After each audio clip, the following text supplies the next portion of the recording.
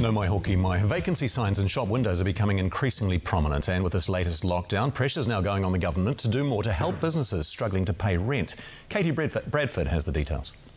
Relief today for coffee clubs that can open at level 3, but lockdown pressures saw 3 other franchises closed permanently last year. We just couldn't achieve any reasonable level of support from those landlords at all without going into an extremely lengthy and expensive legal battle. While many parts of the economy rebounded better than anyone expected, paying rent this lockdown is tough for some. And increasing, especially as a result of this lockdown, because, we've seen a lot more businesses, small businesses, particularly those that were clinging on in hospitality and retail, they will really struggle. Last year, the government subsidised mediation for tenants and landlords at loggerheads over rent payments.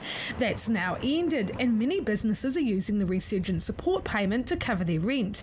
But for some, it's not enough. It's that strip retail that really hasn't fared as well as its counterparts in the retail sector. So look, in those strip locations, we have sort of seen those vacancies almost double across some of our main centres, which is a real shame. We have got a very small group of extremely good landlords, but in most cases what we're saying is reasonable, is that we should at least share the pain. If our franchisees got absolutely no revenue, for the landlord to expect for them to receive 100% of their rent just isn't fair or reasonable. Some leases have a no-access clause, which allow tenants to have some or all of their rent suspended if they can't access their premises. It was introduced after the Christchurch earthquake, but the number of leases with this is unknown. The government claims it could be up to 80%, but others dispute that figure.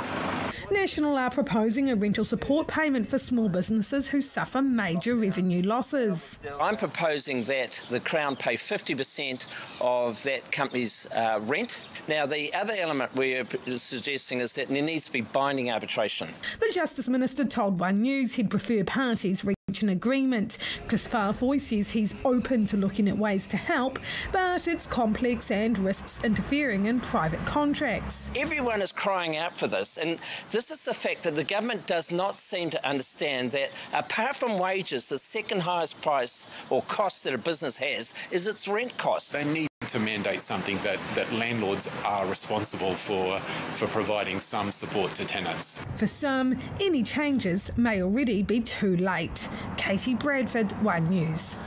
Nearly 500